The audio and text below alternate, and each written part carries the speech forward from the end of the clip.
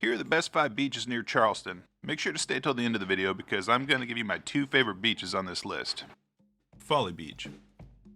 Folly Beach is one of the closest beaches to downtown Charleston, has about 6 miles of beaches, and is a great place to visit if you're looking for a fun little beach town with a lot of things to do. Folly Beach is bordered by James Island and is about 11 miles away from historic Charleston. Folly Beach has many surf shops, souvenir shops, bars, and restaurants, all within walking distance to the beach. Folly Beach also has the Folly Beach Pier, which is great for fishing. If you're looking for a little more privacy on Folly Beach and would like to get away from the larger crowds, there are many public beach access sites along the island. Folly Beach also has the Folly Beach County Park located on the southwest end of the island with restrooms, outdoor showers, a picnic area, snack bar, and beach chair and umbrella rentals. Parking in the county park is similar to Kiawah Beachwalker Park and will cost anywhere from $5 to $20 depending on the time of the year, or is free for Gold Pass members. On the northeastern side of Folly Beach, you can visit the Lighthouse Inlet Heritage Preserve and view the Morris Island Lighthouse, which was built in 1876. Morris Island Lighthouse was originally built on land, but due to erosion now stands several hundred feet offshore and is a must-see if you're in the Charleston area. If you're looking to vacation on Folly Beach, you can stay at the Tides Hotel right on the beach, or a vacation rental in Folly Beach. If you're interested in purchasing a property on Folly Beach, there are single-family homes available and condo units in this area. There is also a marina if you're interested in purchasing a boat slip. Folly Beach has stricter dog rules than Kiawah, and dogs are not allowed on the beach from 10 a.m. to 6 p.m. from May 1st to September 30th. Dogs must be on a leash during the times that they are allowed on the beach. Folly Beach is a great location to visit if you're looking for a place to go fishing, crabbing, swimming, surfing, a place to have a drink near the beach, have a meal at a rooftop restaurant, or a place to bring the family. Kiawah Beachwalker Park. Kiawah Island is a beautiful resort-style community with about 11 miles of beaches, 5 amazing golf courses, including the Ocean Course, where Phil Mickelson recently won the 2021 PGA Championship, and is located about 45 minutes away from downtown Charleston. Most of the beach access sites are located behind the gate at Kiawah and are not open to the public, but there is a public access site on the west end of the island prior to the gate.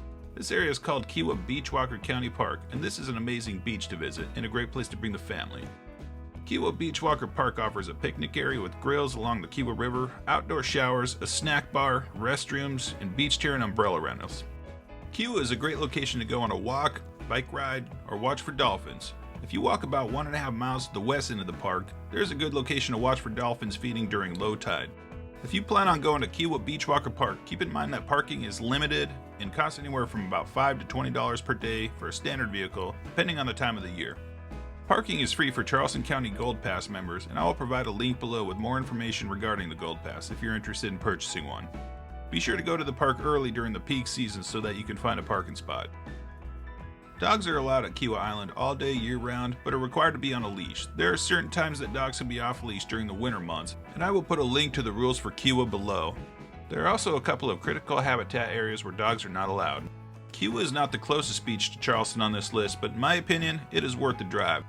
There are not many restaurants, bars, or grocery stores near the county park, and none within a reasonable walking distance.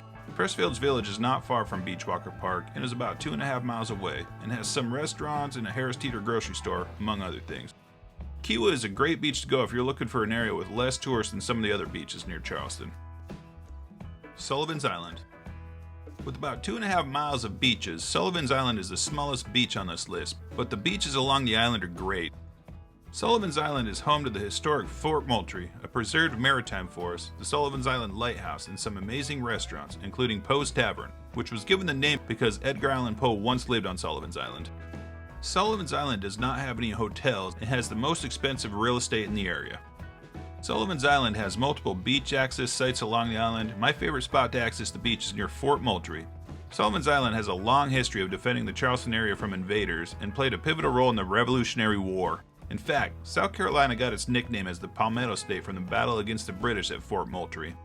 When the British Navy attacked, the fort was constructed out of palmetto logs, and these logs were able to absorb much of the cannonball blast from the British fleet, and the Americans repelled this attack at this location.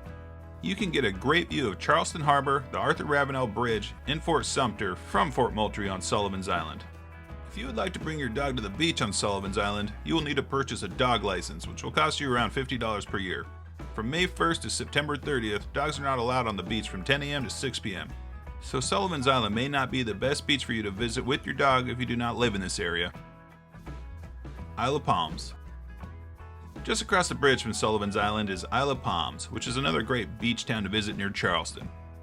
Isle of Palms also has multiple beach access sites, about 6 miles of beaches, a county park, and a resort-style gated and golf community at Wild Dunes.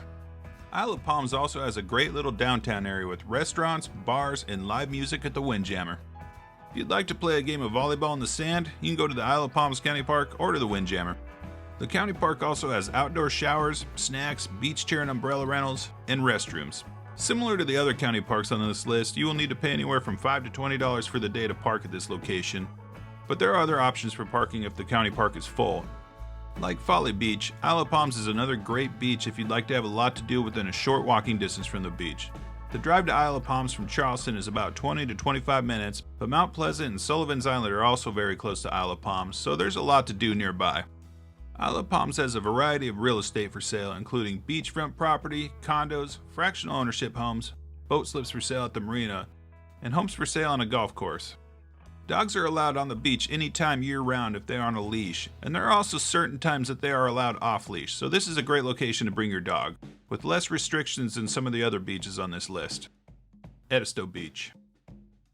Edisto Beach is the furthest beach away from Charleston on this list and is about a 1-hour drive from the downtown Charleston area. Edisto Beach is a great little beach town with about 4.5 miles of beaches and is a perfect place to visit if you're looking for an area with less tourists than most of the other beaches on this list. Another great thing about Edisto Beach is that there is a state park located on the beach and you can bring an RV and go camping right next to the beach at Edisto. Edisto Beach also has much more affordable real estate for sale than the beaches near Charleston. Edisto has beachfront homes available, homes on a golf course, condos, fractional ownership homes, and a marina. Edisto Beach is also pet friendly, and dogs are allowed anytime and year-round at Edisto Beach while they're on leash, and there are certain times during the winter months that dogs are allowed off-leash. If you're planning on visiting Edisto Beach, I also recommend visiting the Botany Bay Plantation Heritage Preserve that is nearby, where you can visit the historic plantations and a very unique beach covered with driftwood and seashells. You are not allowed to take seashells from the beach in this area, which is why you will see so many when you visit. Make sure to verify that this place is open prior to visiting, as it is a wildlife management area and is sometimes closed for hunting. Alright, those were my top 5 beaches near Charleston. Now I'm going to give you my 2 favorite beaches on this list. My second favorite beach in the Charleston area is Sullivan's Island.